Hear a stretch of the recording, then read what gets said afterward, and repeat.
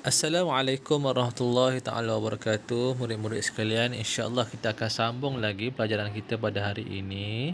Bidang sirah berkenaan dengan Nabi Muhammad sallallahu alaihi wasallam, pemimpin agung. Jadi kita nak cerita tentang uh, kepimpinan Nabi Muhammad sallallahu alaihi wasallam. Okey. Jadi kita nak tengok kepribadian Nabi Muhammad.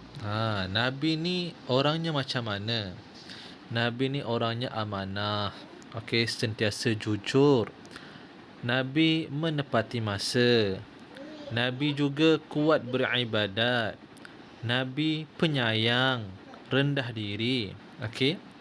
Menjaga hubungan dengan Allah, memelihara hubungan dengan manusia, bertanggungjawab, menghormati orang lain, okey, menjaga tutur kata dan adab sopan, suka membantu, menghindari perkara sia-sia. Ini kepribadian Nabi Muhammad sallallahu alaihi wasallam.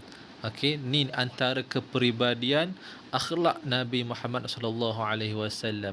Sebab itulah Nabi ni mampu menjadi seorang pemimpin yang sangat-sangat hebat, sangat-sangat dikagumi oleh umat dia. Okey. Jadi, apa itu pengertian pemimpin? Apa itu pengertian pemimpin? Pemimpin bermaksud individu yang bertanggungjawab menerajui sesuatu organisasi. Sekali lagi, pengertian pemimpin ialah pemimpin bermaksud individu yang bertanggungjawab menerajui sesuatu organisasi. Maksudnya, satu-satu organisasi, satu-satu kelompok, satu-satu kumpulan, pemimpin itulah orang yang bertanggungjawab untuk menguruskan organisasi tersebut ataupun satu-satu kumpulan. Contoh, dalam keluarga, siapa pemimpin keluarga? Siapa ketua keluarga? Ayah. Dekat dalam kelas, siapa pemimpin dalam kelas yang dilantik oleh guru? Mungkin ketua kelas. Dekat negara, siapa pemimpin? Perdana Menteri ataupun jemaah-jemaah menteri dan sebagainya. Itulah pemimpin. Jadi Nabi Muhammad sallallahu alaihi wasallam merupakan pemimpin sebuah negara. Nabi merupakan pemimpin sebuah negara, bukan biasa-biasa. Bukan biasa-biasa. Mengapakah Nabi Muhammad sallallahu alaihi wasallam diiktiraf sebagai pemimpin teragung oleh masyarakat Islam dan bukan Islam? Kenapa? Disebabkan Nabi ini mempunyai sikap-sikap yang ditunjukkan. Inilah kepribadian Nabi Muhammad sallallahu alaihi wasallam inilah yang menjadikan Nabi ini menjadi seorang pemimpin yang agung. Yang pertama, Nabi ini seorang yang amanah. Nabi tidak pernah berbohong. Nabi sentiasa jujur. Sebab itu Nabi ini digelar Al-Amin, orang yang amanah. Bahkan orang bukan Islam pun mengakui bahawa Nabi ini tidak pernah berbohong. Nabi tidak pernah cakap. Nabi ini sentiasa betul, sehingga orang sentiasa percaya dengan Nabi. Yang kedua, Nabi ini menepati masa. Nabi ini menepati masa. Sebagaimana ayat yang Allah turunkan kepada Nabi, surah Al-Asr, wal 'asr innal insana lafi khusr illa alladhina amanu wa 'amilus solihat wa tawasaw bil haqq wa tawasaw bis sabr. Jadi daripada ayat tersebut menunjukkan bahawa Nabi ini seorang yang sangat menjaga masanya. Maksudnya jaga masa apa? Terutamanya apabila menyebarkan agama Islam. Nabi sangat mentaati masanya, menepati masanya.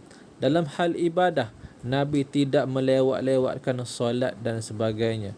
Nabi sentiasa menjaga solatnya di awal waktu, dan banyak lagi perkara-perkara yang Nabi tunjukkan bahawa menepati masa ini sangat penting untuk menjadi seorang pemimpin yang hebat.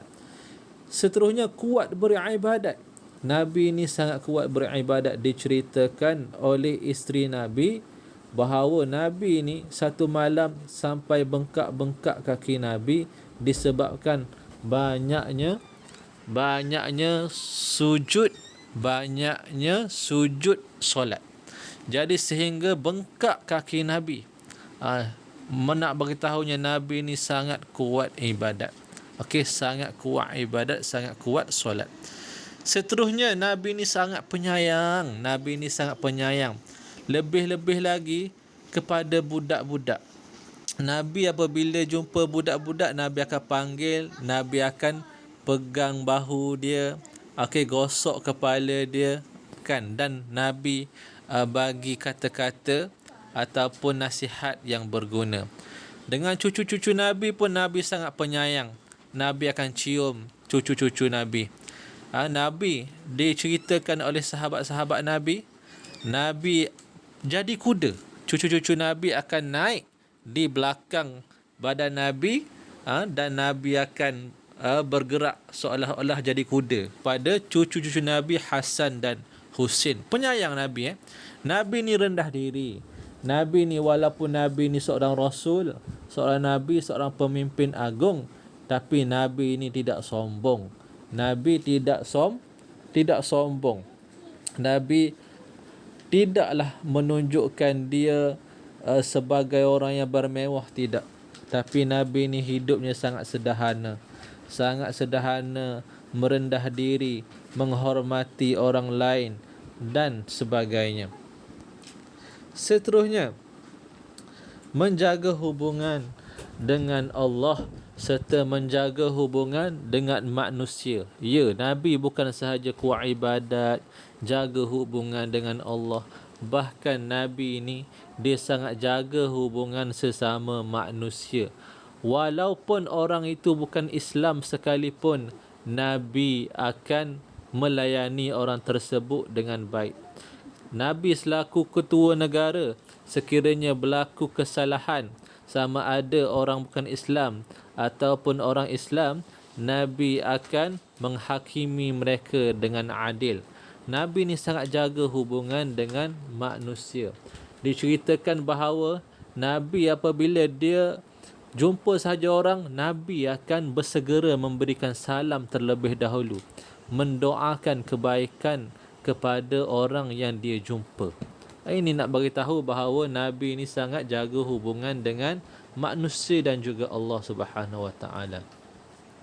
Okey, seterusnya Nabi lagi bertanggungjawab menghormati orang lain. Ya, Nabi ini sangat bertanggungjawab serta menghormati orang lain.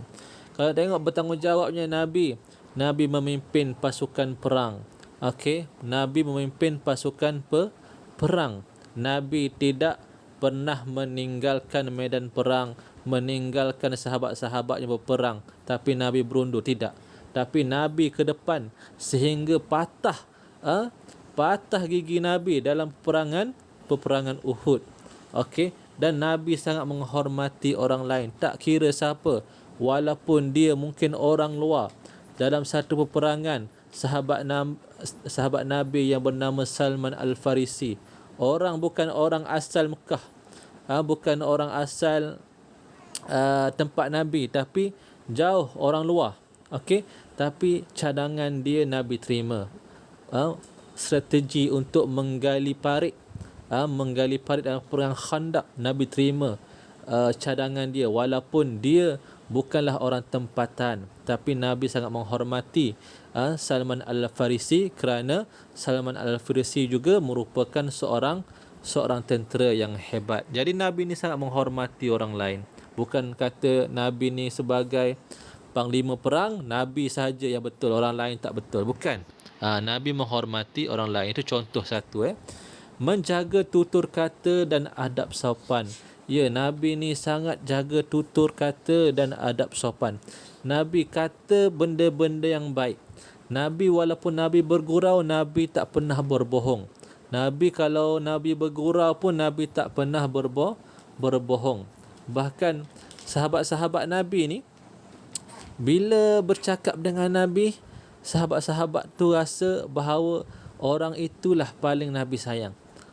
Macam kalau Nabi bercakap dengan kita tu, kita akan rasa bahawa Nabi paling sayang aku. Sebab apa? Sebab Nabi ni dia sangat menghormati orang tu, sangat menjaga tutur kata tu. Kalau bercakap dengan paling baik. Itu kehebatan Nabi. Seterusnya, suka membantu menghindari perkara-perkara yang sia-sia. Ya, Nabi ni dia suka membantu orang lain dalam kesusahan. Kalau tengok ada orang kelaparan, Nabi akan bagi makanan dan sebagainya.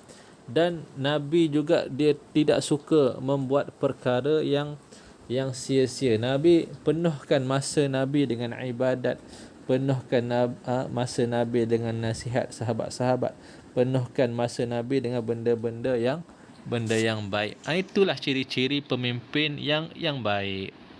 Kita tengok lagi. Apa lagi ciri-ciri pemimpin yang baik yang ada pada Nabi? Mengasihi orang tua dan kanak-kanak. Macam Ustaz beritahu tadilah, Nabi ni sangat sayang kepada kanak-kanak dan sangat mengasihi orang yang lebih yang tua. Sabar, sentiasa bercakap benar. Ya, memang Nabi ni seorang yang sabar dan sentiasa bercakap benar. Suka bersedekah, tenang dan pemaaf. Ya, seperti yang kita tahu, Nabi ni sangat suka bersedekah. Nabi sangat suka bantu orang lain dalam kesusahan. Nabi tenang dan Nabi juga seorang yang sangat pemaaf. Baik. Jadi banyak ciri-ciri yang sangat-sangat baik yang ada pada Nabi Muhammad sallallahu alaihi wasallam. Ciri-ciri inilah yang menjadi contoh tauladan untuk umat. Jadi Nabi dah tunjukkan ciri-ciri ini yang sepatutnya ada pada seorang pemimpin, supaya pemimpin itu menjadi pemimpin yang disegani dan dihormati, baik lawan ataupun kawan. Jadi Ustaz harap kamu boleh faham dan cuba amalkan sedikit apa yang Nabi tunjukkan kepada kita. InsyaAllah moga-moga kita menjadi seorang Muslim, seorang orang Islam yang baik. Jadi kerjanya Ustaz minta kamu salin balik pengertian pemimpin, serta kamu salin balik semua kepribadian Nabi Muhammad sallallahu alaihi wasallam ini. Itu sahaja. Sekadar itu saja. Assalamualaikum warahmatullahi taala wabarakatuh.